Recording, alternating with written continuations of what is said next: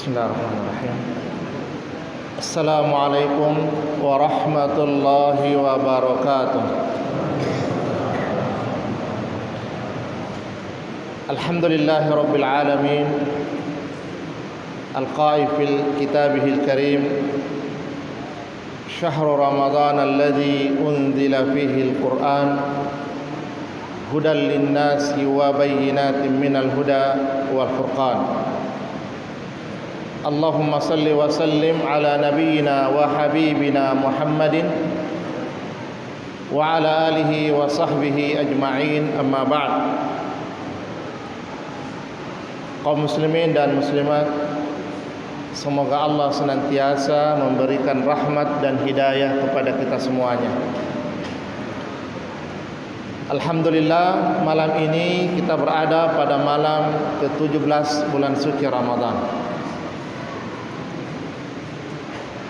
Kita sebagai umat Islam sejak dahulu sudah mengenal 17 Ramadan itu sebagai malam nuzulul Quran, turunnya Al-Quran kepada Rasulullah sallallahu alaihi wasallam untuk pertama kalinya.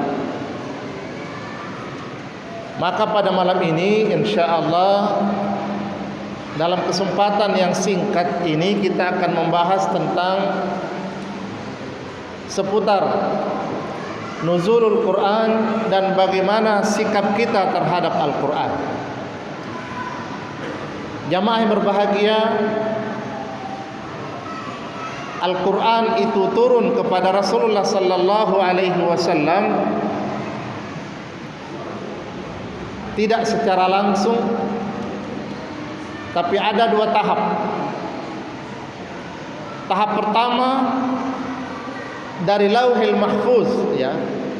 Di atas sana Lauhil Mahfuz turun ke tempat yang disebut dengan Baitul Izzah. Langit yang paling dekat dengan dunia, dengan bumi, dengan tempat kita berada ini. Itu satu kaligus 30 juz.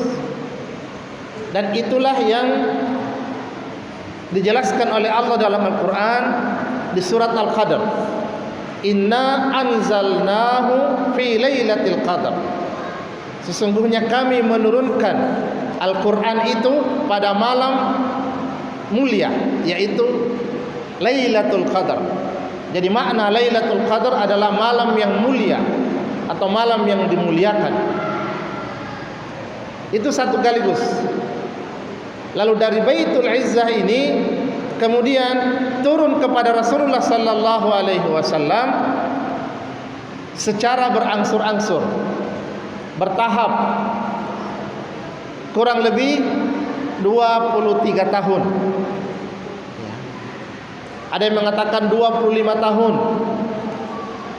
Itu durasi turunnya Al-Quran kepada Rasulullah sallallahu alaihi wasallam secara berangsur-angsur,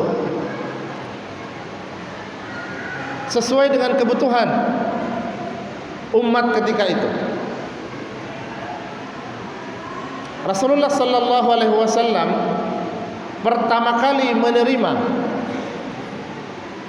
wahyu yang disampaikan melalui malaikat Jibril itu adalah ketika beliau sedang bertahannus di Gua Hira. Kapan? Itu tadi pada malam 17 Ramadan. Itu adalah pendapat mayoritas para ulama terkait dengan turunnya Al-Quran.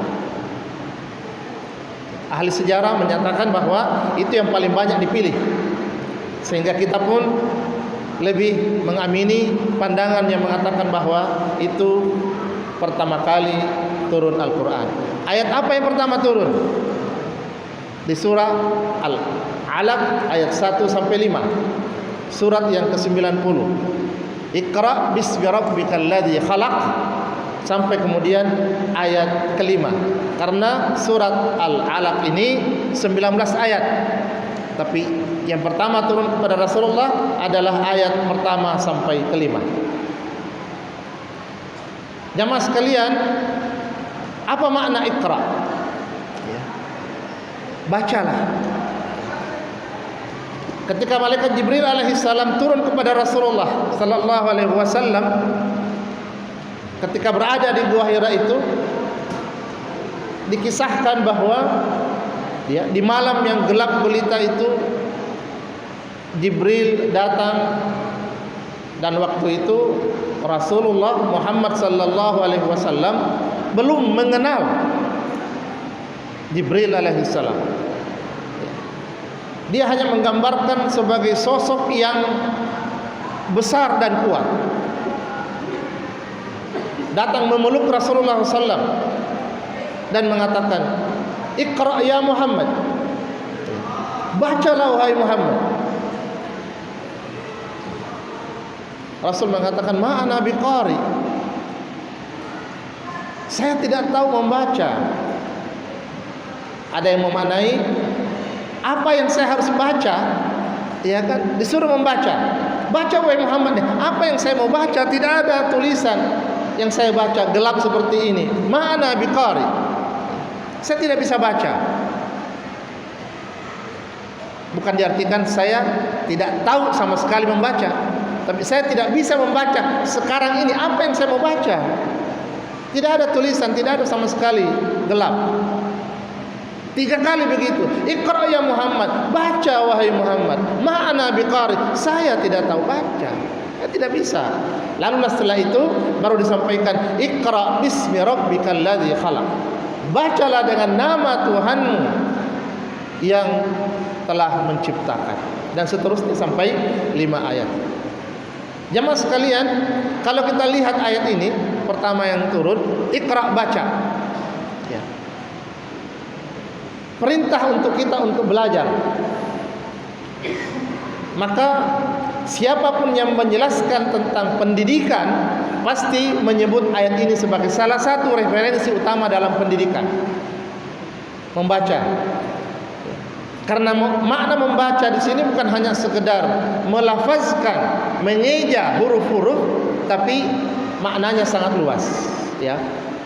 Di sana ada membaca, ada menulis, ada mengelaborasi, ada meneliti, dan seterusnya. Itu makna Iqra yang sesungguhnya. Bukan sekedar mengeja tulisan yang ada. Sehingga kalau kita bahas tentang pendidikan, maka pasti masuk ayat di surah Al-Alaq ini. Jamaah yang berbahagia, itu sekilas tentang bagaimana turunnya Al-Quran kepada Rasulullah sallallahu alaihi wasallam. Selain datang dengan dibawa langsung oleh Jibril dan disampaikan kepada Rasulullah sallallahu alaihi wasallam, ada juga melalui mimpi. Jadi ayat itu ada juga melalui mimpi. Ya, Rasul tertidur di malam hari, mimpi, lalu kemudian di pagi hari bangun, beliau sudah hafal ayat itu. Kalau Rasul bermimpi, insya Allah mimpinya benar. Tidak sama dengan kita, mimpi kita macam-macam. Ya. Proses yang lain adalah kadang-kadang ayat itu datang, ya, tapi sebelumnya didahului dengan suara lonceng, seperti suara lonceng, bergema begitu. Dan kata Aisyah radhiyallahu anha, itu adalah proses turunnya Al-Quran yang paling berat bagi Nabi. Ketika Nabi sudah mendengar yang seperti itu bercucuran keringatnya, menunjukkan bahwa proses yang sangat berat yang sedang diterima oleh Nabi sallallahu alaihi wasallam. Lalu kemudian setelah itu diajarkan kepada para sahabatnya.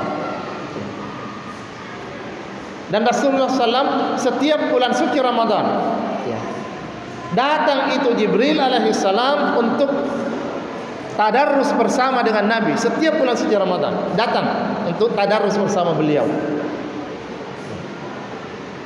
Maka jamaah yang berbahagia, paling penting bagi kita bukan sekedar memperingati nuzulul Quran sebenarnya, tapi apa sikap kita terhadap Al-Quran. Tiap tahun kita selalu anggaplah memperingati, ya, Karena selalu di tingkat negara selalu diperingati namanya nuzul Quran. Tapi paling penting adalah apa sikap kita terhadap Al-Quran. Bukan sekedar dilakukan sebuah seremoni, acara-acara, upacara dan seterusnya. Tapi sekali lagi paling penting apa sikap kita terhadap Al-Quran. Paling tidak 3 jamaah yang berbahagia kewajiban kita. Pertama adalah membaca Al-Quran. Quran bukan sekedar pajangan di rumah kita. Saya yakin di rumah bukan hanya 1 Quran, 2, 3, 4 barangkali ada Quran di rumah kita. Pertanyaannya adalah kapan Quran itu terakhir dibaca? Apakah hanya di bulan suci Ramadan, setelah itu dimasukkan lagi baik-baik di lemari, nanti Ramadan berikutnya baru dibuka? Mudah-mudahan tidak. Kewajiban kita adalah pertama membaca Al-Quran. Ini bulan suci Ramadan, bulan yang disebut dengan Syahrul Quran. Di sini diturunkan Al-Quran, maka disebut dengan Syahrul Ramadan alladzi unzila fihi Al-Quran. Al-Quran diturunkan di sini, maka seharusnya kita selalu berupaya memperbanyak tilawah Al-Quran. Ya, salafun as-salih, orang-orang saleh yang telah mendahului kita, ulama-ulama dan seterusnya, itu begitu masuk bulan suci Ramadan, fokus memperbanyak tilawah. Dikisahkan bahwa al-a'immah, para imam, Imam Syafi'i, Imam Malik, Imam Ahmad bin Hanbal dan sebagainya, beliau selalu rutin mengajarkan Al-Quran, melakukan kajian. Tapi begitu masuk bulan suci Ramadan, mengurangi memberi kajian dan fokus untuk membaca Al-Quran, memperbanyak tilawah Al-Quran. Sampai disebutkan bahwa Imam Syafi'i berapa kali Pak menamatkan Al-Quran di bulan suci Ramadan? Berapa kali? 60 kali. Kita barangkali tidak masuk akal. Bagi kita barangkali karena kita mengukur diri kita, ya, 1 kali 2 kali saja luar biasa bagi kita menamatkan Al-Quran. Tapi beliau 60 kali itu adalah hal yang biasa. Kalau 60 kali menamatkan berarti 1 hari 2 kali khatam Al-Quran 1 hari. Fokus beliau membaca. Ya. Ini sudah malam 17 Ramadan. Mudah-mudahan sudah ada di antara kita yang sudah menamatkan 3 kali. Kalau 3 kali, 2 kali lah. Ya. Supaya apa? Dalam hadis disebutkan bahwa man qara'a harfan, siapa yang membaca 1 huruf dari Al-Quran, falahu hasanah wal hasanatu bi'asyri amsalihha. 1 huruf dibalas dengan 1 hasanah, 1 kebaikan. 1 hasanah atau kebaikan itu balasannya 10 pahala. La aqulu alif lam mim, kata Nabi, saya tidak mengatakan alif lam mim itu 1 huruf, tapi 3, alif 1, lam 1, mim 1. Kita membaca alif lam mim saja sudah 3 huruf. 3 kali 10 30. Belum lagi ditamatkan, belum lagi, itu sudah luar biasa kalau kita bicara pahala. Tapi satu hal yang ironis, jamaah yang berbahagia, saya ingin juga sampaikan di sini bahwa hasil penelitian, hasil riset salah seorang kolega saya di salah satu perguruan tinggi Islam di Kota Makassar melakukan riset penelitian tentang tingkat kemahiran membaca Al-Quran bagi siswa, ya, di Sulawesi Selatan. Mungkin 2 atau 3 tahun yang lalu. Itu diambil sampel di beberapa kota di Sulawesi Selatan, termasuk di Kota Makassar. Apa hasilnya? Jadi ada 3. Fasih, ya 3. Fasih, kurang fasih, ya, atau kurang lancar, mengeja, tidak tahu sama sekali. Jadi 3 kriteria. Jadi pertama itu fasih, kurang fasih, tingkat mengeja, ya. Lalu kemudian kurang tahu sama atau tidak tahu sama sekali. Apa hasilnya? Ya. Hasilnya adalah berita baiknya tidak ada yang sama sekali tidak tahu. Ya, ada. Tapi yang paling banyak adalah sampai 80% hanya sampai tahap mengeja. Tidak sampai tahap lancar. Ini bukan diadakan di pondok pesantren, tapi penelitiannya di sekolah-sekolah umum. SD sampai SMA, sekolah-sekolah umum. Ya, tentu akan lain kalau di pesantren dan sekolah-sekolah Islam. Tapi yang jelas bahwa ini fakta yang seharusnya membuat kita prihatin sebagai orang tua, generasi kita, anak-anak muda kita ini, ya, yang jauh, ya. Bagaimana kita membayangkan mereka mengamalkan Al-Quran kalau membaca saja tidak bisa. Ini tahap yang pertama, membaca. Yang kedua, kewajiban kita adalah memahami apa yang ada dalam Al-Quran, dipelajari. Alhamdulillah, untuk belajar itu tidak perlu harus kuliah kembali, Bapak Ibu jamaah sekalian. Banyak ustadz kita, banyak mubalik, banyak kiai. Saya yakin di masjid kita ini di Nurul Yasin juga selalu diadakan ta'lim, kajian. Ya. Itu antara lain untuk kita apa? Mengkaji Al-Quran. Ada yang pernah menyampaikan, tidak ada di masjidku kajian Al-Quran Ustaz. Apa dibalik? Kajian Riyadus Salihin. Riyadus Salihin itu adalah hadis Nabi. Hadis Nabi diambil dari mana? Kan dari Al-Quran juga. Itu bagian dari Al-Quran. Quran dan Sunnah jangan dipisah-pisahkan seperti itu. Karena Al-Quran sendiri mengatakan, wa ma yantiqu anil hawa in huwa illa wahyun yuha. Apa yang keluar dari mulutnya Nabi SAW itu bukanlah hawa nafsu, tapi merupakan petunjuk dari Allah Subhanahu wa taala. Maka insya Allah selama hadisnya sahih bisa diterima, itu juga bagian dari isi Al-Quran, substansi Al-Quran. Itu kewajiban yang kedua, belajar, kita pahami Al-Quran. Yang ketiga adalah sesudah kita pelajari, kita baca, kita pahami, diamalkan. Tidak sampai pada hanya diwacanakan, dipahami, tapi harus diamalkan dalam kehidupan kita sehari-hari.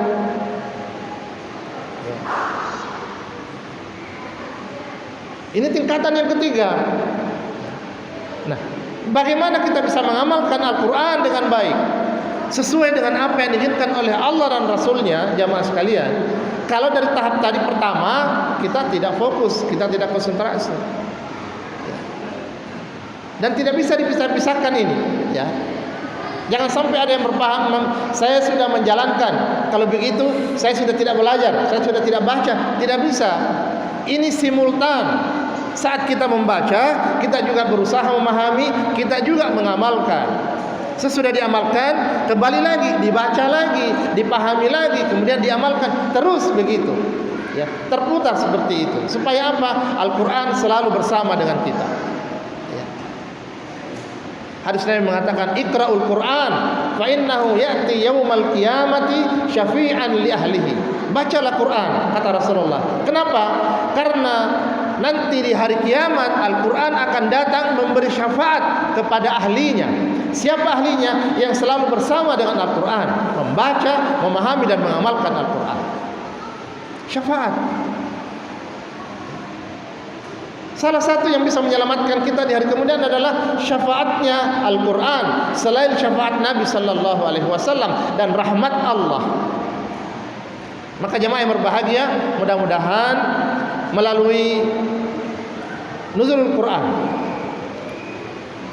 kita selalu termotivasi untuk mendekati Al-Quran, membaca, memahami dan mengamalkan isi Al-Quran sesuai dengan